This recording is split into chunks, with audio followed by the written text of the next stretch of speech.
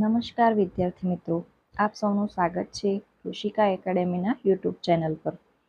આપણી આ YouTube channel FAW, MPSW, SI, SSI અને મુખ્ય સેવિકાની પરીક્ષાની તૈયારી કરતા વિદ્યાર્થીઓ માટે છે. આપણો આજનો આ વિડીયો સુરત મહાનગરપાલિકા વિશેની માહિતીનો છે. વિડીયોની શરૂઆત કરતાં પહેલાં આપને એક નમ્ર વિનંતી છે, જો તમે ચેનલ પર નવા હોવ તો વિડીયોને લાઈક કરો, શેર કરો, કોમેન્ટ કરી અને ચેનલને સબસ્ક્રાઈબ કરો. હવે આપણે આજનો આ વિડીયો જોઈશું. હવે FAW જે સુરત મહાનગરપાલિકાની એક્ઝામ આપવા જવાના છે, જેમાં SMCએ સુરત ડિસ્ટ્રિક્ટના 10 માર્ક રાખેલા છે. સુરત વિશેની માહિતીના અમે આ મોડલ પેપર તૈયાર કર્યા છે. આજના વિડીયોમાં આપણે 50 MCQ છે. આજે આ મોડલ પેપર 1 જોઈશું. આવતીકાલે મોડલ પેપર 2 જોઈશું. તો ચાલો આપણે આજના મોડલ પેપરના 1ના MCQ જે 50 છે, જે સુરતની માહિતી વિશેના છે, તો આ વિડીયોની શરૂઆત. Question number 1. સુરત મહાનગરપાલિકાની સ્થાપના કયા વર્ષમાં કરવામાં આવી હતી? તો 1852. ક્યારે? 1852. Question number 2. સુરત મહાનગરપાલિકાના પ્રથમ મેયર કોણ હતા? તો શ્રી ગોરધનદાસ ચોખાવાલા હતા. શ્રી ગોરધનદાસ ચોખાવાલા. Question number 3. સુરત મહાનગરપાલિકાને કોર્પોરેશનનો દરજ્જો ક્યારે મળ્યો? તો 1 ઓક્ટોબર 1966ના રોજ. 1 ઓક્ટોબર 1966ના રોજ સુરત મહાનગરપાલિકાને કોર્પોરેશનનો દરજ્જો મળ્યો. Question number 4. સુરત મહાનગરપાલિકાના હાલમાં કયા કાયદા હેઠળ કાર્ય કરે છે? તો BPMC એક્ટ 1949. પાંચમો ક્વેશ્ચન. સુરત મહાનગરપાલિકામાં કુલ કેટલા ઝોન આવેલા છે? તો સુરત મહાનગરપાલિકામાં કુલ 9 ઝોન આવેલા છે. છઠ્ઠો ક્વેશ્ચન. સુરત મહાનગરપાલિકાની સામાન્ય સભાની મુદત કેટલા વર્ષની હોય છે? તો 5 વર્ષની હોય છે. Question number 7. મેયરની મુદત કેટલા વર્ષની નક્કી કરવામાં આવી છે? તો 2.5 વર્ષની નક્કી કરવામાં આવી છે. Question number 8. સુરત મહાનગરપાલિકાના કુલ કેટલા કોર્પોરેટરોની સંખ્યા છે? તો સુરત મહાનગરપાલિકામાં કુલ 120 કોર્પોરેટરો છે. Question number 9. SMCમાં મહિલાઓ માટે કેટલા ટકા અનામત બેઠકો ફાળવવામાં આવી છે? તો SMCમાં મહિલાઓ માટે કુલ 50% બેઠકો અનામત માટે ફાળવવામાં આવી છે. Question number 10. 2011ની વસ્તી ગણતરી મુજબ સુરત શહેરની વસ્તી કેટલી છે? તો 2011ની વસ્તી ગણતરી મુજબ સુરતની વસ્તી 44.67 લાખ જેટલી છે. Question number 11. સુરત શહેરનો કુલ વિસ્તાર કેટલા ચોરસ કિલોમીટર અંદાજે આવેલો છે? તો 461.60 કિલોમીટર જેટલો આવેલો છે. Question number 12. સુરત શહેરમાં 2011 મુજબ સેક્સ રેશિયો એટલે કે જાતિનું પ્રમાણ કેટલું છે? તો 756 જેટલું છે. 13મો ક્વેશ્ચન. સુરત શહેરનો સાક્ષરતા દર 2011 મુજબ કેટલો છે? તો 87.89% જેટલો છે. 14મો ક્વેશ્ચન.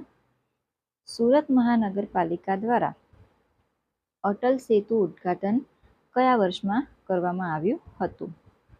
તો 2019માં. 15મો ક્વેશ્ચન.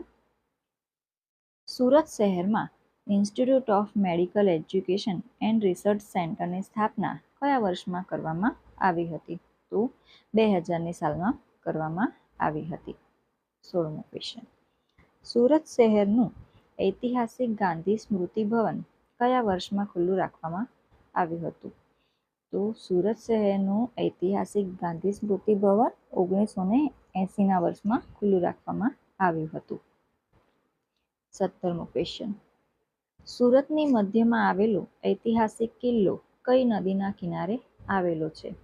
તો સુરતની મધ્યમાં આવેલો ઐતિહાસિક કિલ્લો તાપી નદીના કિનારે આવેલો છે. 18મો ક્વેશ્ચન. સુરત મહાનગરપાલિકા દ્વારા 4 સિટી સિવિક સેન્ટરનું ઉદ્ઘાટન કયા વર્ષમાં કરવામાં આવ્યું હતું? તો 2003ની સાલમાં કરવામાં આવ્યું હતું. 19મો ક્વેશ્ચન, સુરત મહાનગરપાલિકાની મુખ્ય કચેરી કયા વિસ્તારમાં આવેલી છે? તો સુરત મહાનગરપાલિકાની મુખ્ય કચેરી એ મોગલીસરા વિસ્તારમાં આવેલી છે. 20મો ક્વેશ્ચન, એસએમસી દ્વારા સંચાલિત ઐતિહાસિક નેચર પાર્ક ઝૂ કયા વિસ્તારમાં આવેલું છે?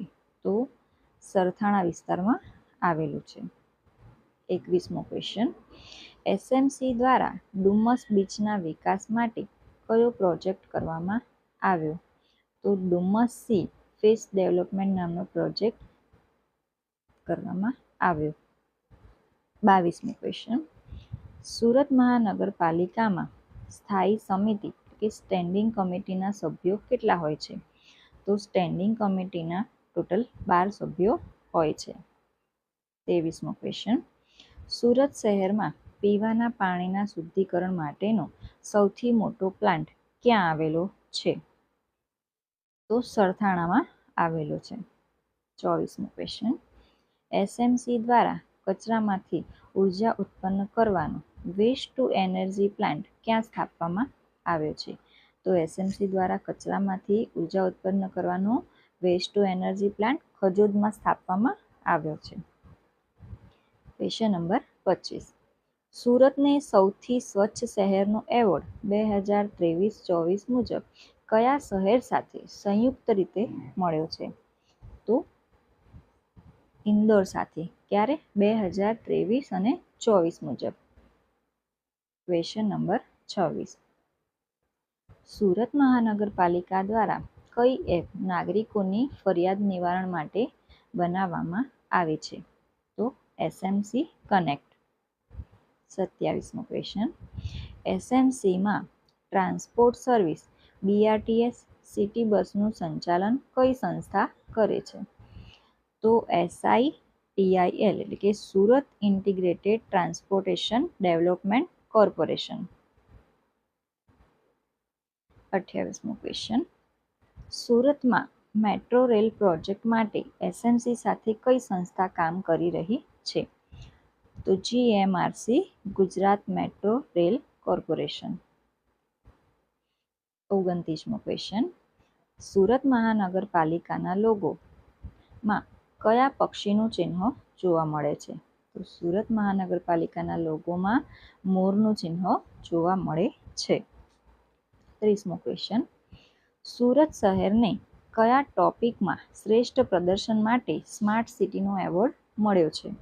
તો સુરત શહેરને ટ્રાફિક અને વેસ્ટ મેનેજમેન્ટ, પાણી પુરવઠો અને પર્યાવરણ જાળવણી જેવા માટે શ્રેષ્ઠ પ્રદર્શન માટે સ્માર્ટ સિટીનો એવોર્ડ મળેલો છે. 31મો ક્વેશ્ચન, સુરત મહાનગરપાલિકા દ્વારા કઈ નદી પર રિવરફ્રન્ટ પ્રોજેક્ટ વિકસાવવામાં આવી રહ્યો છે? તો સુરત મહાનગરપાલિકા દ્વારા તાપી નદી પર રિવરફ્રન્ટ પ્રોજેક્ટ વિકસાવવામાં આવી રહ્યો છે. 32મો ક્વેશ્ચન, એસએમસીના સુમન આવાસ યોજનાનો મુખ્ય હેતુ શું છે? તો એસએમસીના સુમન આવાસ યોજનાનો મુખ્ય હેતુ મધ્યમ અને ઓછી આવક ધરાવતા પરિવારોને ઘર આપવાનો છે. Question number 33, Surat municipal corporation દ્વારા કયા વર્ષમાં પ્લેગની મહામારી સામે સફળ લડત લડવામાં આવી હતી? તો 1994. 34મો ક્વેશ્ચન, સુરતની બીઆરટીએસ સેવાને કયા નામે ઓળખવામાં આવે છે? તો સુરતની બીઆરટીએસ સેવાને સિટી લિંક નામે ઓળખવામાં આવે છે. 35મો ક્વેશ્ચન, એસએમસી વિસ્તારમાં પીવાના પાણીની ગુણવત્તા તપાસવા માટેની મુખ્ય લેબોરેટરી ક્યાં આવેલી છે? તો એસએમસીમાં પીવાના પાણીની ગુણવત્તા તપાસવા માટેની મુખ્ય લેબોરેટરી કતારગામમાં આવેલી છે. 36મો ક્વેશ્ચન, સુરત મહાનગરપાલિકાની સભામાં કયા સભ્યને મત આપવાનો અધિકાર નથી? તો મ્યુનિસિપલ કમિશનરને મત આપવાનો અધિકાર નથી. 37મો ક્વેશ્ચન, સુરત શહેરમાં કચરામાંથી વીજળી ઉત્પન્ન કરતો વેસ્ટ ટુ એનર્જી પ્લાન્ટ કયા વર્ષમાં શરૂ થયો? તો સુરત શહેરમાં કચરામાંથી વીજળી ઉત્પન્ન કરતો વેસ્ટ ટુ એનર્જી પ્લાન્ટ 2022માં શરૂ થયો. 38મો ક્વેશ્ચન. એસએમસીની આરોગ્ય ડાયરી મુજબ બાળકોના રસીકરણ માટે કયું કેન્દ્ર સૌથી નજીક ગણાય? તો અર્બન હેલ્થ સેન્ટર USA. 39મો ક્વેશ્ચન. એસએમસી દ્વારા પર્યાવરણ જાળવણી માટે કયા વાહનોને પ્રોત્સાહન આપવામાં આવી રહ્યું છે? તો એસએમસી દ્વારા પર્યાવરણની જાળવણી માટે ઇલેક્ટ્રિક બસ એટલે ઈ બસને પ્રોત્સાહન આપવામાં આવી રહ્યું છે. 40મો ક્વેશ્ચન. સુરત મહાનગરપાલિકામાં પબ્લિક હેલ્થ લેબોરેટરીનું સંચાલન કોણ કરે છે? તો સુરત મહાનગરપાલિકામાં પબ્લિક હેલ્થ લેબોરેટરીનું સંચાલન ચીફ મેડિકલ ઓફિસર કરે છે. 41મો ક્વેશ્ચન. સુરત શહેરના ટ્રાફિક સિગ્નલ પર કયા પ્રકારની ટેકનોલોજીનો ઉપયોગ થાય છે? તો ઇન્ટેલિજન્ટ ટ્રાન્સપોર્ટ મેનેજમેન્ટ સિસ્ટમ ITMSનો ઉપયોગ થાય છે. 42મો ક્વેશ્ચન. સુરત મહાનગરપાલિકા દ્વારા કયા વિસ્તારમાં એક્વેરિયમ કે જળ સંગ્રહાલય બનાવવામાં આવ્યું છે? તો સુરત મહાનગરપાલિકા દ્વારા પાલમાં જળ સંગ્રહાલય બનાવવામાં આવ્યું છે. 43મો ક્વેશ્ચન. એસએમસીની વહીવટી ભાષા મુખ્યત્વે કઈ છે? તો એસએમસીની વહીવટી ભાષા મુખ્યત્વે આપણી ગુજરાતી જ છે. 44મો ક્વેશ્ચન. સુરત મહાનગરપાલિકામાં વોર્ડ દીઠ કુલ કેટલા કોર્પોરેટરો હોય છે? તો સુરત મહાનગરપાલિકામાં વોર્ડ દીઠ કુલ 4 કોર્પોરેટરો હોય છે. 45મો ક્વેશ્ચન.